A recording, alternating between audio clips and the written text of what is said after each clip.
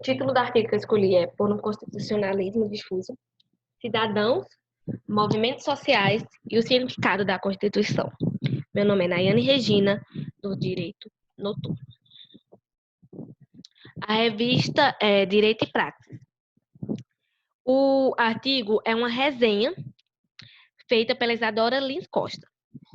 Eu escolhi esse artigo pois aborda sobre os temas atuais e é muito importante isso da relação da sociedade com a Constituição, pois é uma via de mão dupla, elas andam juntas. A sociedade muda conforme o direito, conforme a Constituição, e a Constituição e o direito mudam conforme a sociedade vai evoluindo também. Elas andam sempre juntas, avançando sempre juntas. E sobre também a teoria pura do direito, de Hans Kelsen, que se tem a visão de que a Constituição é a norma fundamental. Logo, é a que rege tudo, é a pirâmide, é a que está em cima, que vai alargando tudo que vem dela. Tudo vem dela. Então, saber interpretar, saber como é a Constituição, tem que existir, não só pela parte do Poder Judiciário, mas também pelas pessoas comuns. O direito não é um sistema fechado, muito menos autônomo. Ele parte da sociedade e a tem como destino. Ou seja, nessa teoria, a sociedade é protagonista, ela está acima de tudo, ela está em alto. E ela é o importante, como ela é o destino, tudo está ligado a ela, como eu falei anteriormente. O direito e a sociedade estão ligados, porque eles avançam junto. A sociedade muda conforme o direito muda conforme a sociedade vai se formando, se mudando, tomando um novo corpo. A Constituição é uma carta política que está de acordo com cada sociedade, ou seja, a Constituição muda, é diferente a do Brasil, com a dos Estados Unidos, com a de Cuba, com a de Venezuela, todas são diferentes porque a sociedade é diferente. Como elas vivem, como elas viveram, é diferente. A doutoranda Juliana Cesário Alves Gomes apresenta um texto em que tenta desconstruir o protagonismo do Poder Judiciário, ou seja, as instituições constitucionais, elas tentam botar o Poder Judiciário, elas passam a visão que o Poder Judiciário é o protagonista, quando na verdade é a sociedade, é ela que forma, é ela que tem que estar à base de tudo, porque é ela que sofre ou não, e tem benefícios ou não, com a Constituição, conforme o direito muda. É ela que está sendo a base, ela que é o ponto central. Ela coloca no alto a interpretação e a atuação do cidadão comum, a interpretação da Constituição. Não só a interpretação da Constituição pelo Poder Judiciário, mas assim como a interpretação do cidadão comum, como ele vê, como ele enxerga, como ele entende. Em seu texto, a autora traz avanços que a Constituição de 88 teve, com a participação popular, como, por exemplo, as audiências públicas. Além também de salientar que a interpretação da Constituição é como um elemento essencial, ela é como um elemento essencial para a renovação do constitucionalismo e consolidação da democracia no país. O texto se divide em 4 capítulos e iremos fazer um resumo de cada capítulo. O primeiro capítulo tem como título o direito constitucional e a Constituição fora do judiciário. No primeiro capítulo, a autora busca abordar as supostas fronteiras entre Constituição e política, sob 2 viés. O primeiro viés é a Constituição de Weimar, que é baseada na discussão entre Hans Kelsen e Carl Schmitt, e entre Rudolf Mendes e Hermann Hesse. O outro viés é o constitucionalismo norte-americano, que tem o entendimento que o Poder Judiciário é meio que tem-se a visão de que o Poder Judiciário é o guardião da Constituição. Ele protege a Constituição, ele está lá à frente da Constituição e tenta defendê-la. E vem com a crítica reiterada da Constituição das Cortes em favor do povo e com a ideia de democracia.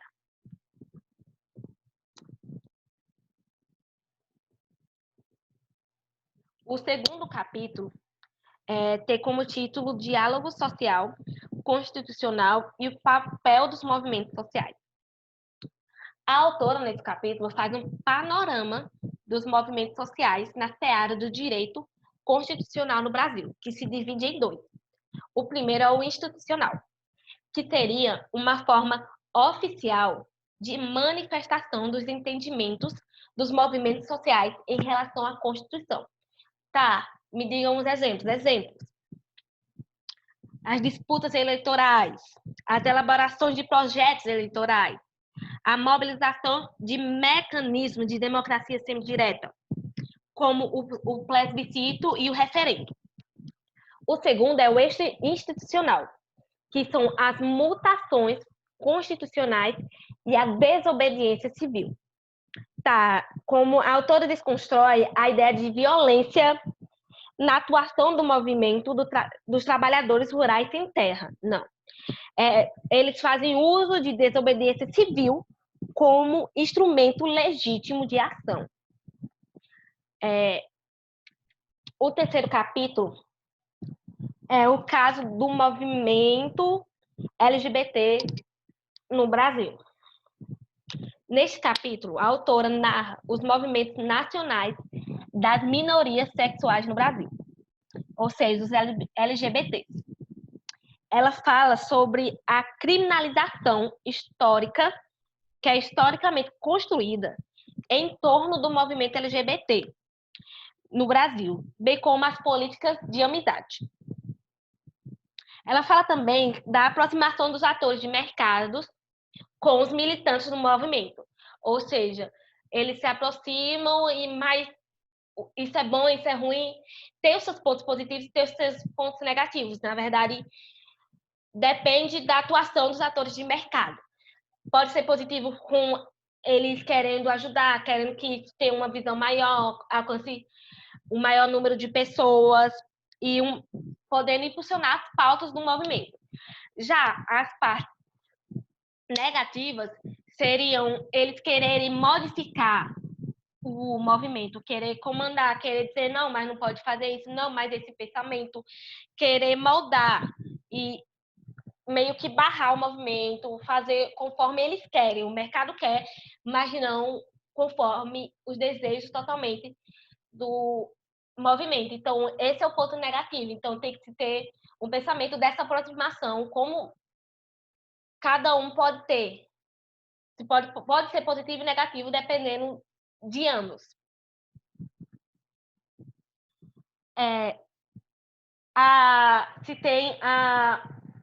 Que ela analisa especificamente a decisão do Supremo Tribunal Federal, que reconheceu a união estável entre as pessoas do mesmo sexo. Essa decisão se refere ao ADI número 4.277 e a ADPF número 132 de 2011. Então, após isso, se tornou legal a união estável entre pessoas do mesmo sexo.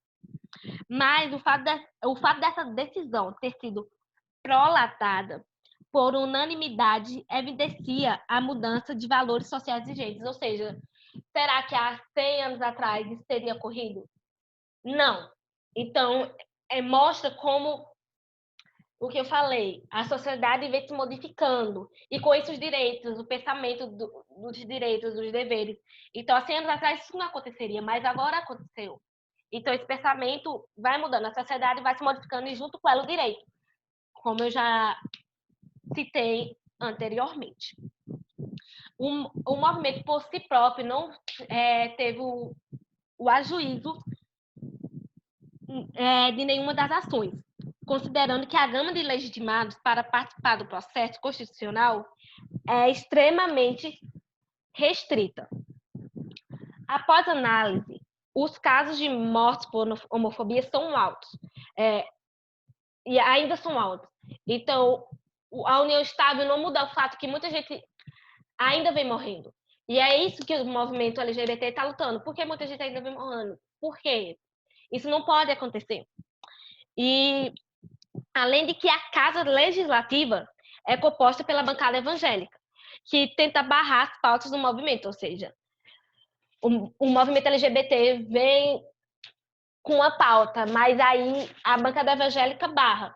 Então, eles estão sendo impedidos de muitos direitos deles que já eram para ser direitos, já eram para estar sendo respeitados, mas já estão sendo impedidos. E quando vão botar as pautas na Casa Legislativa, eles impedem, eles não querem, pelo fato da religião.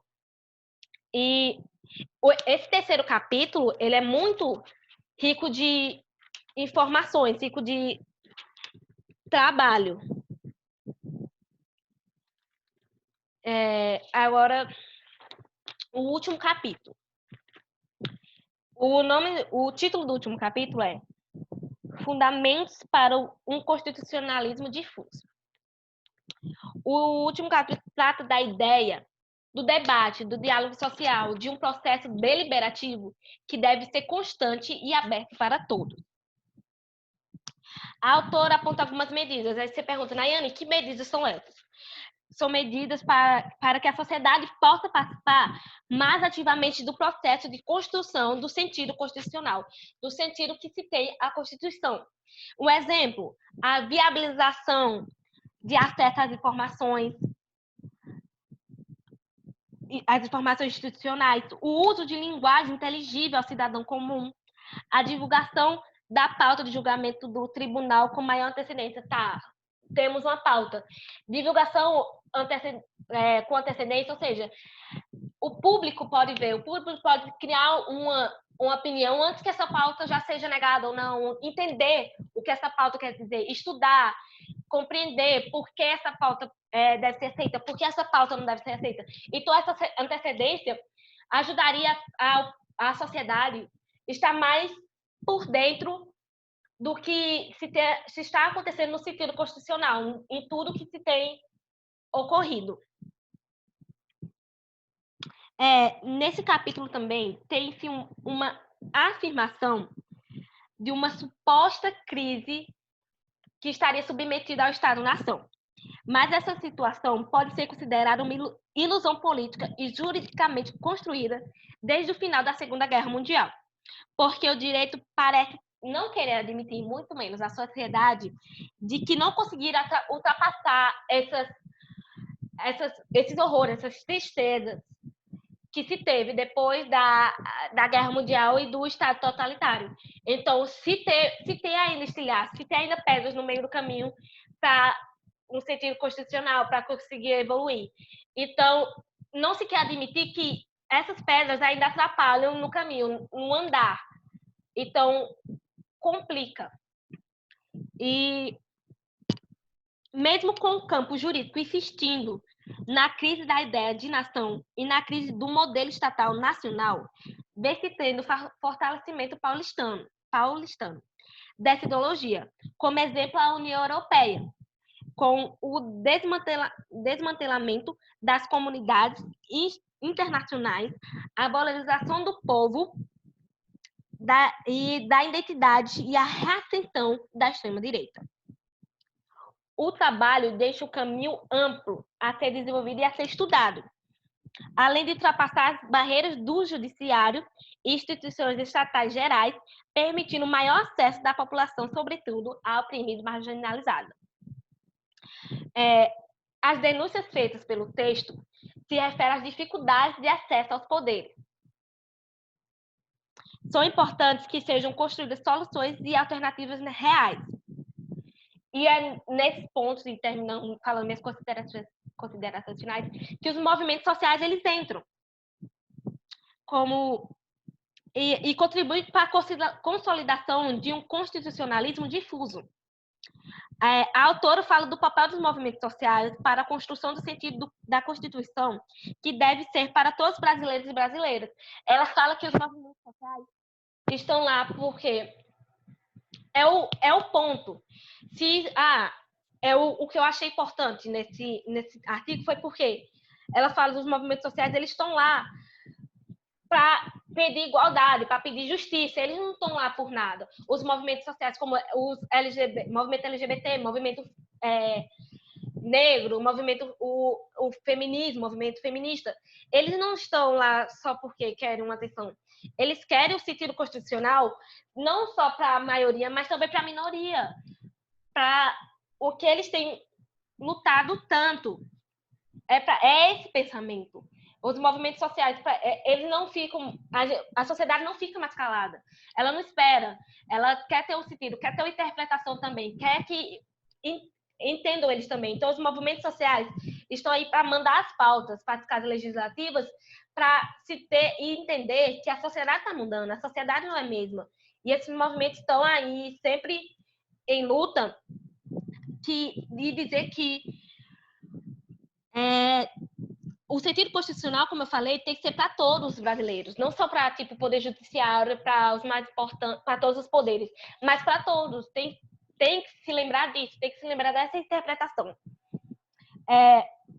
Assim como aí você pensa, o casamento homoafetivo, ele não existia, agora ele é legal, depois de muita luta pelo movimento. Então, é esse pensamento, sentido constitucional. Não tem que ser só pelo Poder Judiciário, como a Constituição do norte-americano falou, que ele é o guardião. Não, mas ele pode ser o guardião, mas a sociedade está aí para isso. A sociedade precisa disso, precisa entender a Constituição, precisa estar lá, precisa participar mais ativamente da Constituição, do que se está acontecendo nas casas legislativas, tem que entender, tem que saber o que está acontecendo. Não saber dessa pauta depois que ela já foi aceita, não saber da pauta depois que ela já foi rejeitada. E o que se fala também, que muitos não sabem do sentido constitucional, que o sentido constitucional é só das instituições estatais. A autora fala, e que na resenha tem que ter interpretação comum. Cadê a interpretação comum? A interpretação de quem é, digamos, leigo, que não entende? Cadê uma linguagem mais fácil? Uma linguagem para que ele possa entender e seja mais fácil para ele entender, que ele consiga entender o que quer dizer a Constituição, o que ela rege, quais normas que ela tem. Então, uma linguagem mais fácil para o cidadão comum que chega. Então, eu acho que também esse é o sentido do direito, do operador de direito. Ele pode falar as palavras difíceis que a gente diz com outro operador de direito, mas para quem é comum, a gente tem que saber lidar, tem que saber falar. E tem que saber falar para uma pessoa comum que não sabe muito disso. Como é que você vai explicar o que é a Constituição? Como ela rege? Como é o sentido constitucional para uma pessoa comum? Você tem que saber explicar. Não só para um operador de direito que sabe o que você está falando, mas para a pessoa comum. Você tem que saber explicar, falar tudo. Então, é isso. E como ela fala disso, ela fala como o povo tem que estar presente nisso. O povo tem que estar presente nas decisões. O povo não pode ficar calado. Ela falou das medidas que tem que ter. E para estar mais presente, nós já avançamos muito. Avançamos. Agora se tem as políticas públicas, não, me engano, políticas públicas não. As audiências públicas, antes não se tinha, antes a sociedade não estava presente, e agora está. Então, ela está, conforme o tempo vai passando, a sociedade ela está tentando estar mais presente no sentido constitucional, tentar interpretar, não se pode ter só a interpretação do sentido constitucional apenas ligada ao Poder Judiciário. Mas a interpretação do comum seria muito mais fácil e legal as escolas passarem isso, se entender o que é a Constituição. O que é uma Constituição? Por que a gente tem uma Constituição? Qual é a nossa Constituição? O que se tem da Constituição? O que ela rege? As normas dela, as normas fundamentais, como Hans Kelsen diz. Ela é a pirâmide, ela está no topo da pirâmide, a Constituição. Então, ela rege tudo que está abaixo dela. Então, tem que se ter esse pensamento de que a Constituição é importante para todos, não só os que trabalham com isso devem entender. Todos devem entender, tem que ter sentido comum.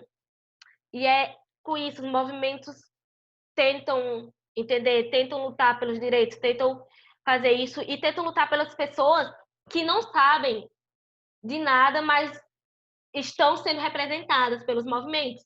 Muitas mulheres, muitas pessoas não têm esse pensamento de que a Constituição é importante, tem que saber da Constituição, tem que saber do direito.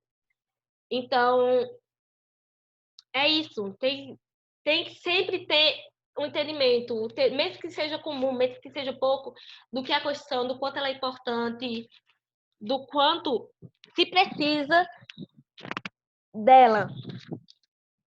E é isso. Obrigada.